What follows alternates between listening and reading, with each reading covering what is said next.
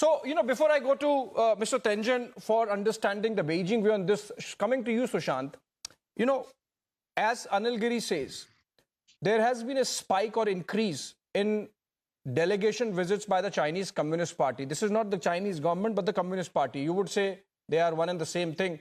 But then the fact that at the political level, the engagement is being increased in Nepal, as we have seen the case of Maldives, Sushant, and the repercussions of that.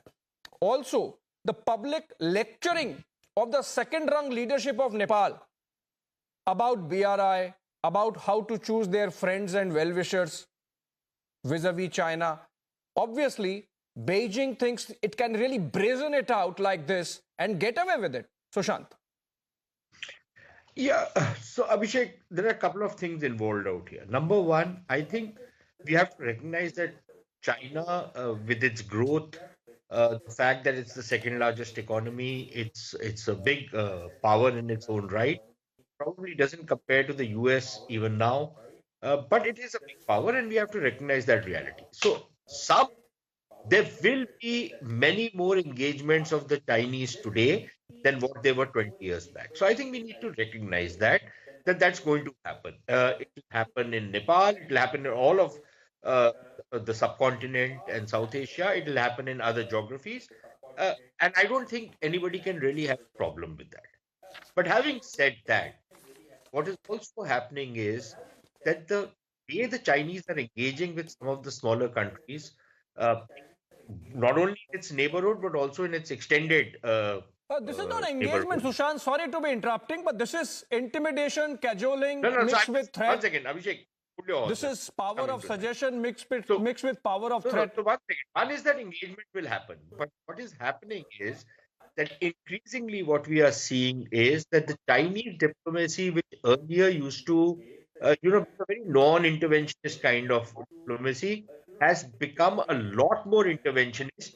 And again, whether it's the Chinese government representatives, it's Chinese businesses, or it's Chinese Communist Party, they act as of one whole entity, right? And a lot of time, it gives them a certain degree of plausible deniability that it was not the government, it was the party which was doing it. But they have started interfering, they have started intervening, they've started mediating. All kinds of things have started happening from the Chinese side. And what Mr. Giri is describing, this is very clearly, we've seen it in other parts of the world as well. This is very clearly a kind of subtle intimidation tactic that I use, that in a somewhat subtle manner, you are threatening your interlocutors in other countries that, look, if you don't do this, or if you do this, then there will be certain consequences that will follow. So I think this has been a pattern of Chinese diplomacy. I don't know whether they call it wolf diplomacy or whatever other animal they want to use to describe kind of diplomacy. But this diplomacy has increasingly been seen. We've seen it in Pakistan in many cases. We've seen it in other parts of South Asia. We've seen it in Sri Lanka. We've seen it in some parts of Central Asia. We've seen it in Africa. We've seen it in a number of places. This is exactly the same template which we are seeing in the Maldives and which we are seeing in Nepal. Then the Chinese also use another tactic. What they use Yeah. is a combination of Yes. blandishment and bribery.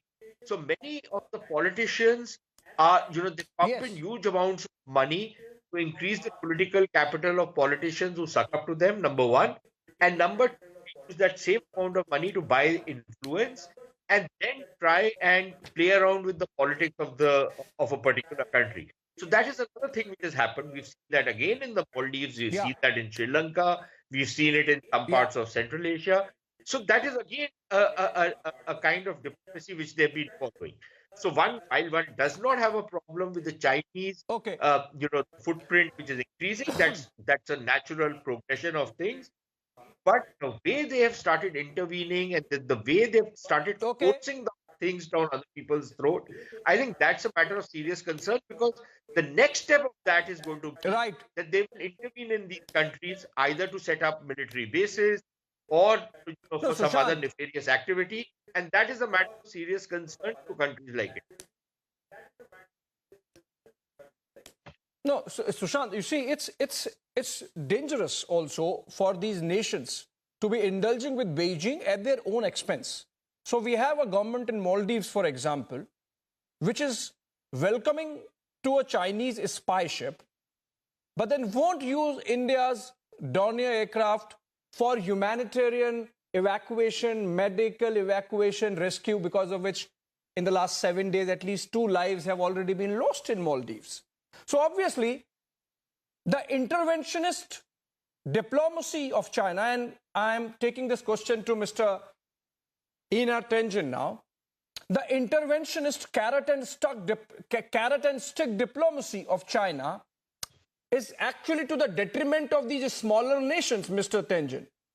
So you accused the United States of using its money and muscle power, and that being bad, China itself is guilty of that, right?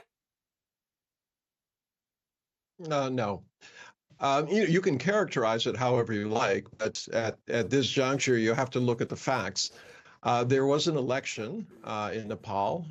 They had disputes with India and China about a very sensitive area, 400 square kilometers at the India-Nepal-China tri-junction in western Nepal.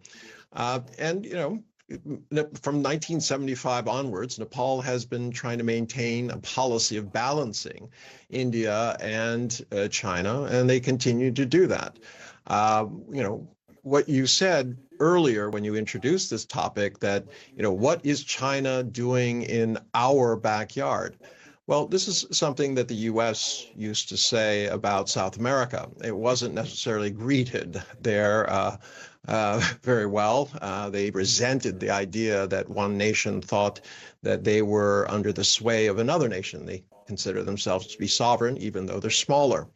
So at this point, China has done something unusual, which is to voice what they have been saying in private, in public, because they feel it's a little bit strange. On one hand, you have, Nepali leaders saying that, Nepal expects commencement of projects, including the second ring road expansion in Kathmandu, outer ring road, hydropower projects, transmission lines, and the Chahar tunnel. So, if you want China to invest and do things, they have to be allowed to do it without the interference of other countries. And this is really the issue. They feel very strongly that India and the US are aligned, and that they are trying to use these small countries as part of this containment strategy that's going on. So at this point, there's a lack of trust, obviously, between China and India. These types of situations in these smaller nations amplify that distrust.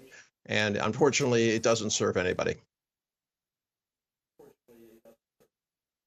It doesn't serve anybody, but I think the Chinese are not that innocent.